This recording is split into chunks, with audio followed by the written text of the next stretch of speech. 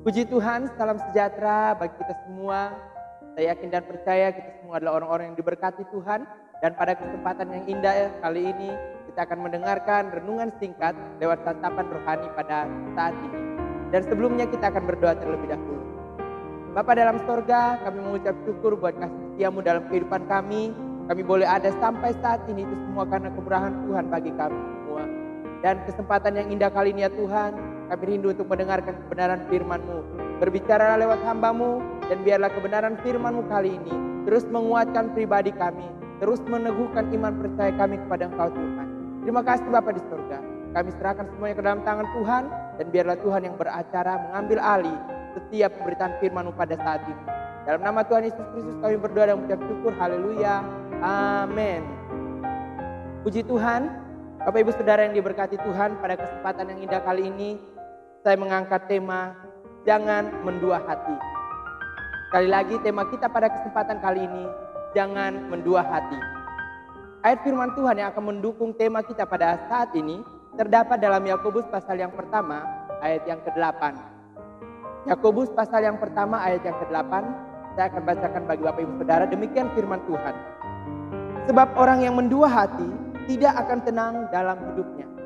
Sekali lagi saya bacakan. Sebab orang yang mendua hati tidak akan tenang dalam hidupnya.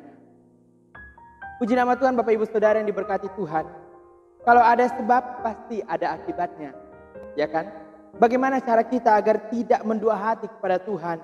Agar kita terus percaya pada Tuhan. Dan supaya hidup kita menjadi tenang. Saya akan membagikan ada beberapa poin pada saat ini.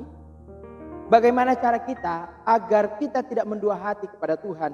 Yang pertama, kita harus menjadi orang yang berbahagia. Kita harus menjadi orang yang berbahagia. Berbahagia dalam hal apapun. Berbahagia dalam situasi apapun. Mungkin hari-hari ini ada begitu banyak di sekitar kita orang-orang yang ingin mengambil sukacita kita. Orang-orang yang ingin mengambil kebahagiaan kita. Orang-orang yang ingin membuat kita menjadi tidak bersukacita. Tapi firman Tuhan katakan hari ini, berbahagialah. Kita boleh lihat dalam Yakobus pasal yang pertama ayat yang kedua. Di sana dikatakan, saudara-saudaraku, anggaplah sebagai suatu kebahagiaan apabila kamu jatuh ke dalam berbagai-bagai pencobaan. Berbagai-bagai pencobaan. Hari-hari ini mungkin begitu banyak cobaan yang kita alami. Entah itu dari orang-orang di sekitar kita, entah itu dari lingkungan pekerjaan kita, entah itu dari saudara kita atau sahabat kita. Namun firman Tuhan katakan, berbahagialah. Berbahagialah. Bukankah itu juga yang dikatakan dalam Matius pasal yang kelima sebagai khotbah Yesus di bukit? Banyak di sana dikatakan berbahagialah. Berbahagialah dalam hal apapun. Itu akan membuat kita semakin mendekatkan diri kita kepada Tuhan. Bagi orang-orang percaya, suatu masalah tidak membuat hilang sukacita kita. Bagi orang percaya, satu masalah tidak akan menghilangkan sukacita mereka karena mereka selalu berbahagia. Saudaraku yang diberkati Tuhan, kita harus berbahagia sekalipun kita ada di tengah-tengah pencobaan. Seperti saya katakan tadi, mungkin saat-saat ini kita sedang mengalami pencobaan-pencobaan yang luar biasa. Mungkin saat-saat ini kita sedang mengalami tekanan-tekanan batin yang luar biasa. Yang membuat kadang hati kita menjadi gusar. Yang membuat kadang hati kita menjadi lemah. Bahkan iman percaya kita mulai runtuh. Namun firman Tuhan kata, berbahagialah. Kali lagi saya akan bacakan ayat yang kedua. Saudara-saudaraku, anggaplah sebagai suatu kebahagiaan apabila kamu jatuh ke dalam berbagai-bagai pencobaan. Teruslah berbahagia. Berbahagia dalam arti kita selalu mengucap syukur. Mengucap syukur dalam segala hal. Karena Tuhan tidak akan pernah meninggalkan kita. Yang kedua Bapak Ibu Saudara, kita harus bertekun. Tekun berarti kita sabar. Orang yang tekun pasti sabar. Amin. Orang yang tekun pasti dia sabar. Sabar dalam hal apapun. Dalam menanti jawaban doa. Bahkan dalam menanti waktu Tuhan. Sekali lagi saya mau katakan.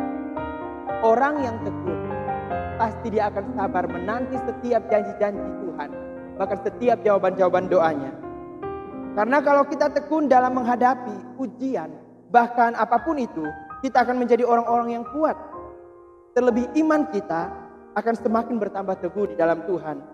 Kita boleh lihat dalam ayat yang ketiga, Yakobus pasal 1 ayat yang ketiga. Ayat yang ketiga, sebab kamu tahu bahwa ujian terhadap imanmu itu menghasilkan ketekunan. Ujian terhadap iman kita akan menghasilkan ketekunan dalam kehidupan kita. Jadi Bapak Ibu Saudara yang diberkati Tuhan, kita harus terus bertekun di dalam Tuhan. Bertekun dalam hal apapun. Karena dengan bertekun kita pasti akan sabar menanggung setiap apapun yang cobaan-cobaan yang kita hadapi saat-saat ini. Bahkan ayat yang keempat di sana dikatakan, dan biarkanlah ketekunan itu memperoleh buah yang matang, supaya kamu menjadi sempurna dan utuh, dan tak kekurangan suatu apapun juga. Karena itu Bapak Ibu Saudara, ketekunan menghasilkan buah yang matang. Dan buah itu yang akan terus menguatkan kita, menjadikan kita kuat di dalam Tuhan. Selanjutnya Bapak Ibu Saudara, yang ketiga, kita harus memiliki iman yang teguh di dalam Tuhan. Orang percaya harus punya iman. Karena kalau kita punya iman, kita tidak akan mudah bimbang. Sebab orang yang bimbang sama seperti gelombang laut, seperti ayat yang ke-6. Yakobus pasal 1 ayat yang ke-6. Hendaklah ia memintanya dalam iman, dan sama sekali jangan bimbang. Sebab orang yang bimbang sama dengan gelombang laut yang diombang-ambingkan kian kemari oleh angin. Kalau kita bimbang, kalau kita tidak memiliki iman yang teguh dalam Tuhan, kita akan mudah terprovokasi. Kita akan mudah terombang-ambingkan oleh gelombang laut yang diombang-ambingkan kian ke sana kian kemari oleh angin pencobaan. Saudaraku yang diberkati Tuhan, kalau kita bimbang, kita tidak akan pernah menemukan jawaban doa. Kita tidak akan pernah menemukan setiap jawaban apa yang kita tunggu-tunggu saat-saat ini. Oleh karena itu, kita harus memiliki iman yang kuat, iman yang teguh di dalam Tuhan, agar kehidupan kita tidak bimbang dan tidak ragu. Yang terakhir Bapak Ibu Saudara, bagaimana kita harus terus menjaga hati kita, dan bagaimana kita harus mempertahankan kehidupan kita agar kita tidak mendua hati kepada Tuhan kita. Yang terakhir yaitu mendekatkan diri kita kepada Allah. Kita boleh lihat dalam Yakobus pasal yang keempat. Yakobus pasal yang keempat ayat yang ke-8. Sana firman Tuhan berkata, mendekatlah kepada Allah dan Ia akan mendekat kepadamu. Sekali lagi Bapak Ibu Saudara, mendekatlah kepada Allah dan Ia akan mendekatkan dirinya kepada kita. Biarlah kehidupan kita terus mendekatkan diri kita kepada Allah, sehingga kita tidak akan pernah merasa mendua hati. Kita tidak akan pernah merasa seperti gelombang laut yang diombang-ambingkan kian kemari oleh angin-angin pencobaan. Dan kita akan teguh di dalam iman kita untuk menghadapi situasi-situasi saat ini. Biarlah firman Tuhan kali ini terus menguatkan iman percaya kita kepada Tuhan, meneguhkan iman kita kepada Tuhan, bahkan menguatkan kita untuk kita tidak pernah mendua hati dalam hal apapun. Sekali lagi, caranya agar kita terus mendekatkan diri kita dan supaya kita tidak mendua hati, kita harus menjadi orang-orang yang berbahagia. Itu yang dikatakan oleh firman Tuhan. Orang-orang yang berbahagia, orang yang tekun di dalam Tuhan, memiliki iman yang teguh di dalam Tuhan, dan terus mendekatkan diri kita kepada Tuhan. Maka kita akan terus kuat dalam kita menghadapi kehidupan kita di masa-masa sekarang ini. Puji nama Tuhan, demikianlah firman Tuhan yang dapat saya sampaikan dalam santapan rohani kali ini. Mari kita berdoa. Terima kasih Bapa di sorga, kami mengucap syukur buat kebenaran firman-Mu kali ini, yang terus mengingatkan kami untuk tidak mendua hati dalam keadaan apapun. Bahkan memiliki iman yang kuat di dalam Tuhan, tekun di dalam Engkau. Bahkan kami harus terus berbahagia dalam hal apapun, dalam situasi apapun. Terlebih kami harus terus mendekatkan diri kepada Engkau Tuhan. Terima kasih Bapa di sorga.